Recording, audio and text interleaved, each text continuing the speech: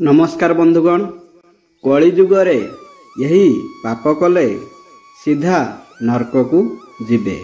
महर्षि वेदव्यासଙ୍କ अनुसारे चारि जुग विषय रे कहा जाइछि, जहा अनुसारे सत्य जुग, त्रेतया जुग, द्वापर जुग एवं कली जुग। जुगर आरंभ सत्य जुगरे होइथिला एवं अंत कली जुगरे हेबो। कली जुग को नहीं अनेक प्रकारर भविष्यवाणी होइछि।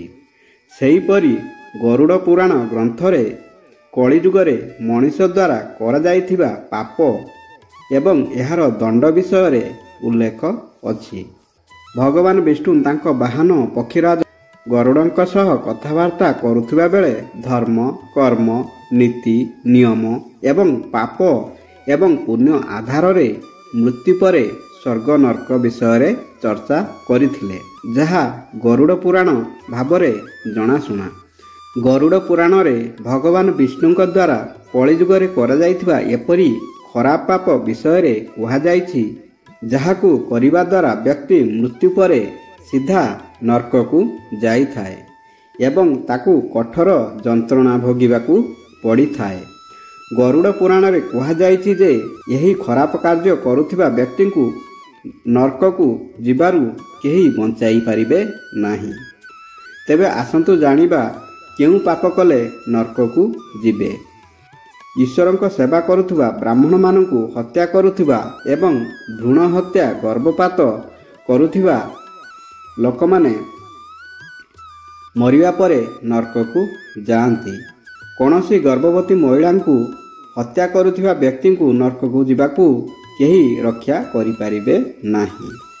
विश्वासघातकता परे विष देई हत्या करुथिबा लोकंकु मध्य मृत्यु परे नरक को जीवाकू पड़िथाए।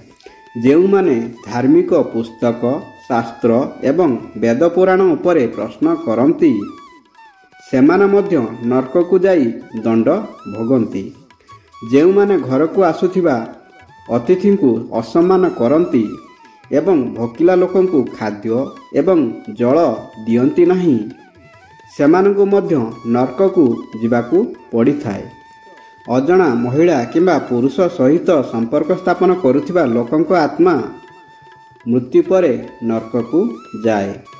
पर स्त्री बा पुरुष सह संबंध रखुथिबा लोकंक आत्मा नरक को मध्य जाइथाए। जेउ लोक माने दुर्बल एवं असहाय लोकंकु हैरान करती सेमाने सीधा नरक को जाआंती। जेउ माने महिलांक मान सम्मान ओ इज्जत लुटंती एवं जेउ माने एथिरे सेमानंकु समर्थन करती सेमानंकु मध्य मृत्यु परे सीधा सड़क नरक को जीवाकू पड़िबो। जेउ माने निर्दोष विरुद्ध रे मिथ्या साक्षी दियंती सेमाने मध्य सीधा नरक को जाई कठोर दंड भोगंती।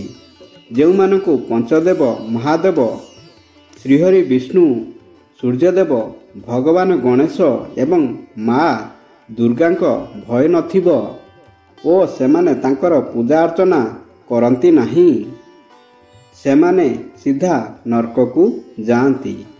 व्यक्तिगत स्वार्थ पाई पशु बलि देउथिबा लोकमाने मध्य मृत्यु परे नरक को जाआंती।